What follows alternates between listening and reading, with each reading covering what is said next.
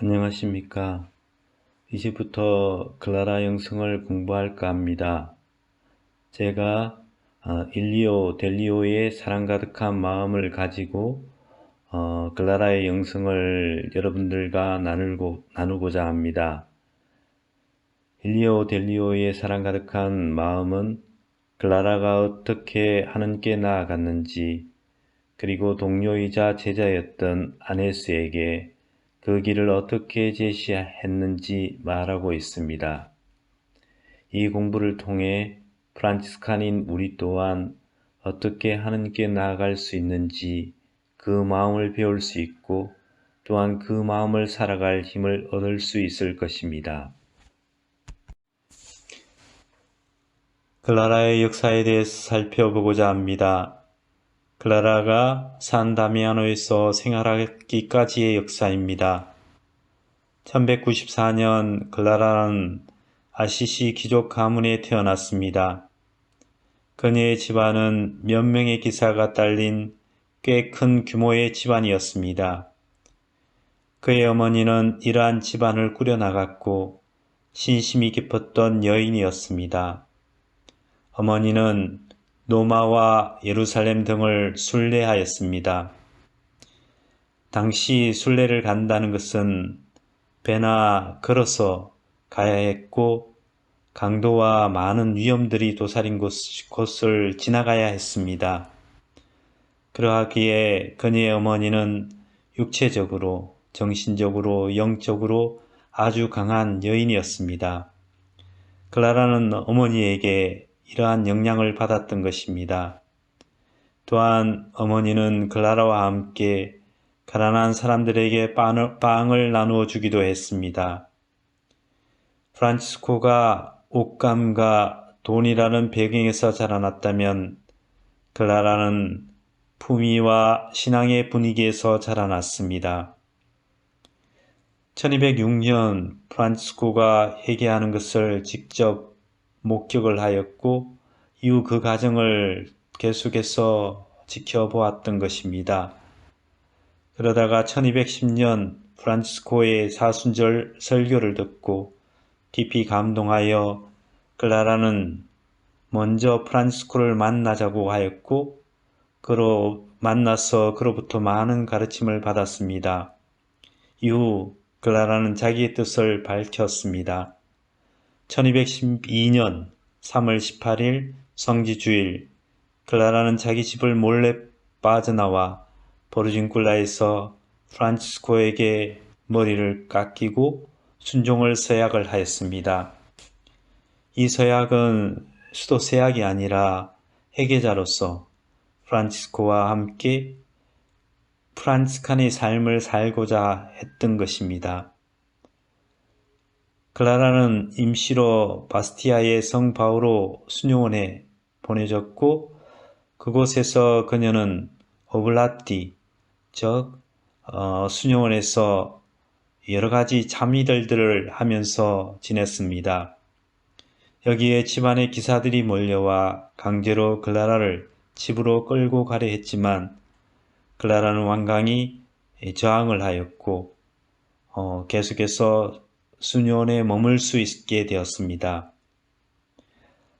이후 클라라는 수바시오 산 밑에 있는 성 안젤로 수녀원으로 옮겨갔고, 그곳에 그녀의 여동생 아네스가 언니와 함께 같은 삶을 살고자 이곳에 합류하였던 것입니다.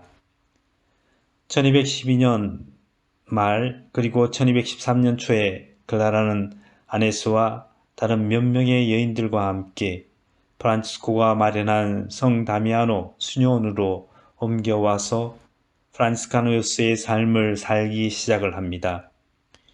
이쯤 프란치스코는 자매들을 위하여 생활 양식을 써주었습니다. 근데 이 생활 양식은 어떤 특별한 지시가 담긴 것이 아니라 클라라와 자매들이 그동안 살고 있는 모습 속에 하나님께서 함께하고 있음을 프란치스코가 확인해주고, 프란치스코가 계속해서 클라라가 이 삶을 살도록 도와주겠다는 약속을 한 것입니다. 같은 시기에 클라라는 프란치스코가 기도 생활과 사도직적 순회 설교 중 어떤 것을 선택해야 하는지 고민을 하였고, 그것에 대한 결정을 클라라에게 기도를 통해서 한번 알려달라는 부탁을 하였습니다. 클라라는 기도를 하고 프란치스코가 기도의 생활과 설교의 삶을 함께하는 삶을 사는 것이 하나님의 뜻이라는 사실을 알려주었습니다. 여러분에게 지금 하나님은 어떤 분이십니까?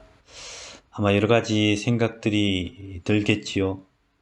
하나님을 잘못을 따지시는 분, 아니면 지금 내 삶에 활동하지 않으시는 분, 아니면 우리에게 봄을 선사하며 생명의 아름다움을 주시는 분, 자비로우신 아버지 등 여러 가지 생각들이 들 것입니다. 지금 자기 삶을 하나님 안에서 들여다보면서 하나님이 어떤 분이신지 한번 느껴보는 시간을 가지도록 합시다. 음악을 들으며 마음에 비치는 하나님에 대해 한번 살펴보도록 합시다.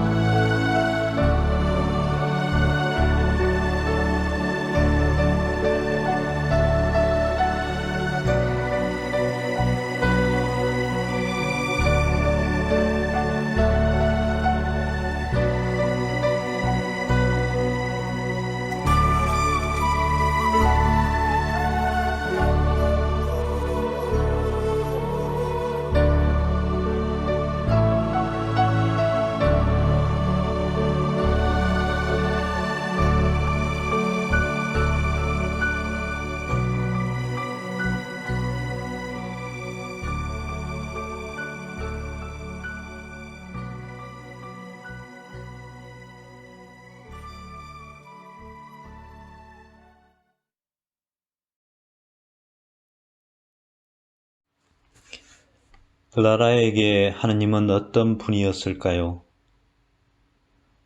어린 클라라에게 하느님은 클라라가 잘못했을 때 책망하시는 분이었을 것입니다.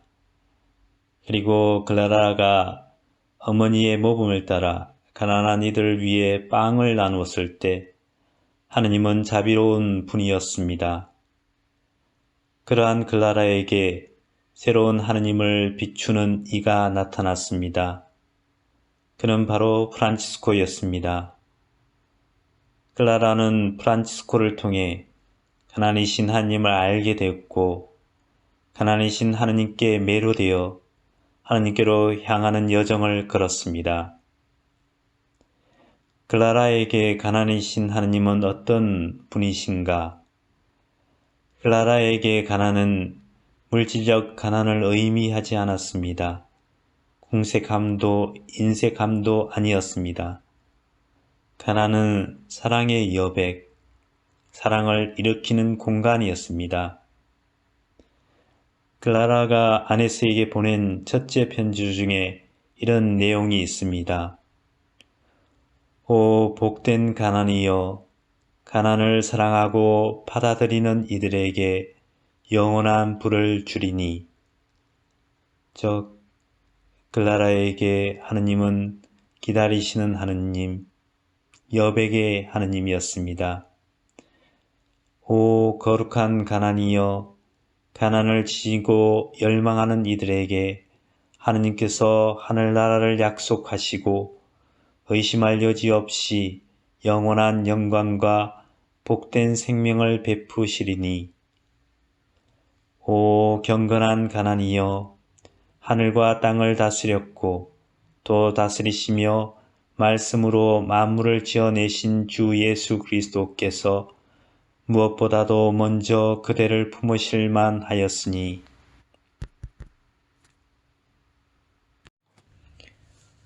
클라라와 프란치스코가 어디에서 하느님의 가난을 읽어내었을까요? 그것은 바로 예수 그리스도를 통해서였습니다. 먼저 예수 그리스도의 육화입니다. 예수님은 하느님이셨지만 성부 하느님의 뜻에 따라 사람이 되셨습니다. 여기 예수 그리스도의 순종, 가난, 자기 비움이 나타나 있습니다. 또한 성부 하느님은 당신의 가장 소중한 아드님을 내어주셨습니다. 여기에 내어줌의 가난이 있습니다. 두 번째로 예수님의 공생활입니다. 예수님은 집도 절도 없이 떠돌아다니시며 사람들에게 하느님의 마음을 알리고 또한 보이지 않는 하느님의 마음을 드러내셨습니다. 예수님께서 하느님의 뜻에 따라 하느님의 말씀을 전하고 하느님의 마음을 알려드렸을 때 하느님은 예수님의 바로 그 마음을 채워주십니다. 세 번째로 예수님의 죽음입니다. 예수님은 하느님의 뜻을 온전히 살았음에도 하느님의 뜻이 피어남이 아니라 십자가 죽음이라는 하느님의 뜻의 죽음을 맞닥뜨립니다. 이 앞에서 예수님은 당신의 죽음과 당신이 품었던 기대들을 모두 내려놓고 죽음을 아버지 하느님의 뜻으로 받아들이십니다. 받아들임에 가난이 있습니다. 이 예수님의 죽음 앞에서 하느님은 침묵하시고 아드님과 함께 무너지는 당신의 나라를 바라보십니다. 그리고 아드님의 고통과 온전히 하나를 이루십니다. 클라라와 프란치스코는 그리스도의 가난의 삶과 죽음, 그 안에서 피어나는 하느님의 사랑과 하느님의 선을 바라볼 수 있었습니다. 그래서 클라라와 프란치스코는 그리스도의 가난의 길을 한 발짝 한 발짝 따라 걸었던 것입니다.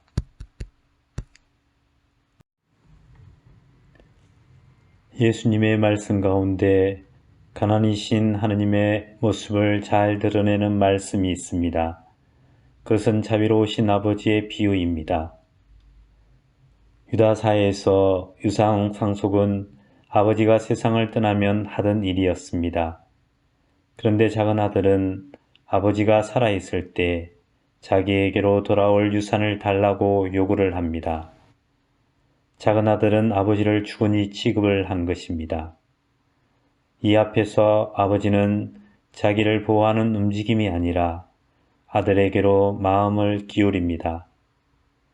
아버지는 작은 아들의 타락과 실패를 어느 정도 짐작했지만 아들을 떠나지 못하게 한다면 아들의 마음이 영원히 아버지를 떠날 것이라고 알고 아들의 청을 들어줍니다.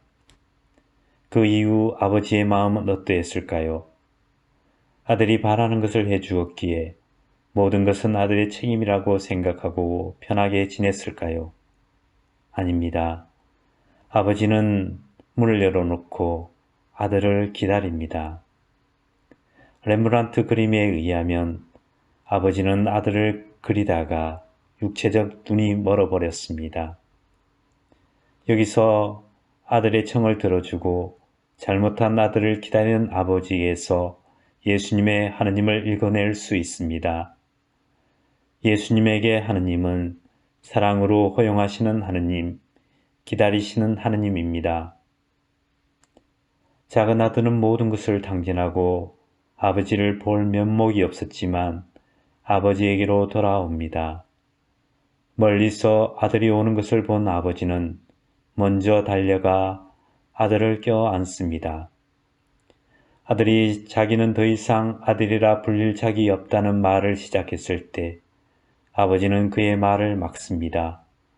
그리고 종에게 작은 아들에게 반지를 끼우게 함으로써 작은 아들은 변함없는 아들임을 선포합니다. 그리고 집안 공동체와 이웃들에게도 자기가 아들을 받아들였듯이 아들을 받아들이도록 잔치를 베풉니다. 아버지의 말을 어긴 적은 없지만 아버지의 마음에 다가지 못했던 큰 아들이 이 사실을 알고 집 안으로 들어오지 않으려고 했을 때 큰 아들에게 다가간 것도 아버지였습니다. 이 비유를 통해서 우리는 예수님의 하느님은 기다리시는 하느님, 사랑의 하느님임을 알 수 있습니다. 프란치스코와 클라라의 하느님 가난의 신비에 대해 살펴보도록 합시다. 클라라 프란치스코는 하느님의 창조에서 가난이신 하느님을 읽어냈습니다. 하느님은 세상과 사람을 지어내실 필요가 없었지만 사랑 때문에 그리고 당신을 내어주시며 세상 만물과 사람을 지어냈습니다. 삼위의 하느님 관계 안에 또한 가난이 자리합니다. 삼위의 하느님은 한 위격이 다른 위격으로 향하는 비움이 있습니다. 다른 위격은 이 비움에 함께하고 지탱하고 채워줌으로 함께하고 있습니다. 우리 또한 이 삼위의 하느님 가난에 참여할 수 있는 특권이 주어졌습니다. 우리가 우리 자신을 비우며 하느님의 사랑에 응답할 때 우리는 이 삼위의 관계 속으로 들어갈 수가 있습니다. 그래서 프란치스코는 신자들에게 보낸 편지에서 이렇게 말합니다. 믿는 영혼이 성령 안에서 우리 주 예수 그리스도와 일치할 때 우리는 그분의 정배드립니다. 우리가 하늘에 계신 아버지의 뜻을 실천할 때 우리는 그분에게 형제들이 됩니다. 우리가 거룩한 사랑과 순수하고 진실한 양심을 가지고 우리의 몸과 마음에 그분을 모실 때 우리는 그분의 어머니들이 됩니다. 표양을 보여 다른 사람들에게 빛을 비추어야 할 거룩한 행실로서 우리는 그분을 낳게 됩니다. 여기서 그리스도의 정배가 됨은 프란치스코가 클라라에게 영향을 받은 것입니다.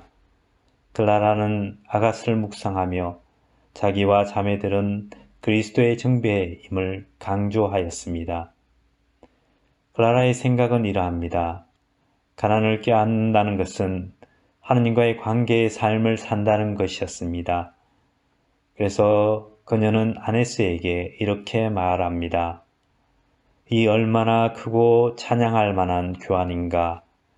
영원한 것을 위해 현세적인 것을 버리고 지상의 것 대신에 천상의 것을 받으며 하나 대신 백배를 받고 복되고 영원한 생명을 얻게 되나니.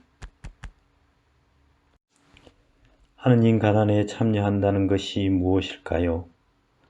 이야기 하나 해드리겠습니다.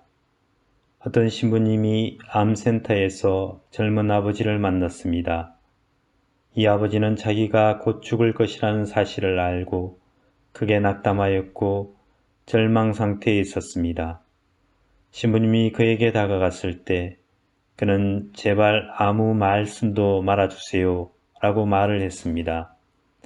신부님은 그런 그에게 다가가 아무 말도 하지 않고 그의 곁에 한동안 있었습니다. 그러자 그는 신부님께 마음의 문을 열고 이렇게 말을 했습니다.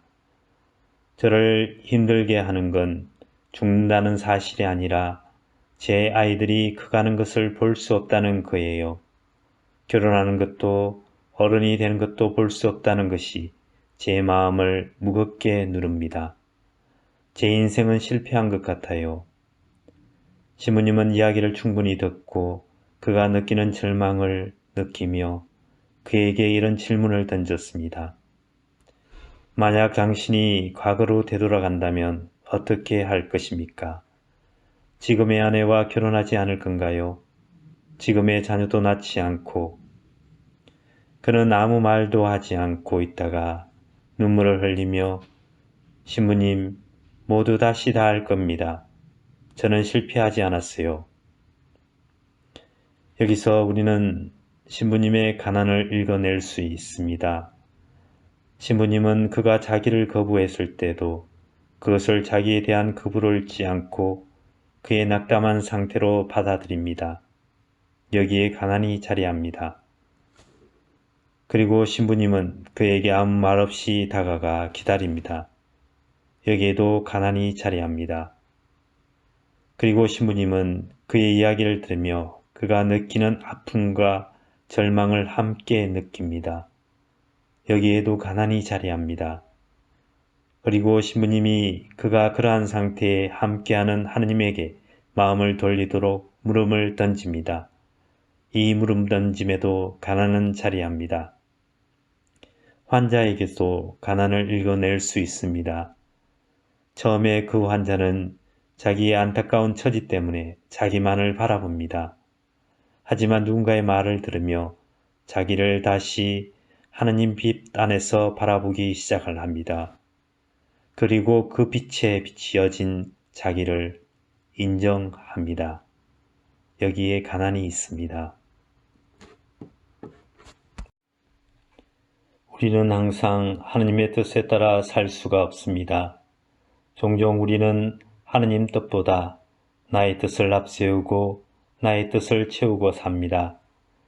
우리의 영적 여정은 우리가 모든 순간에 완벽해지는 것이 아니라 지금 내가 하느님께로 향하는 움직임을 할 때 그 움직임에 멈추고 머무는 것이 아닌가 합니다.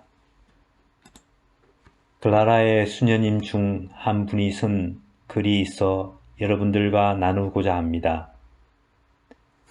나는 상한 물고기, 말라 비틀어진 빵 조각.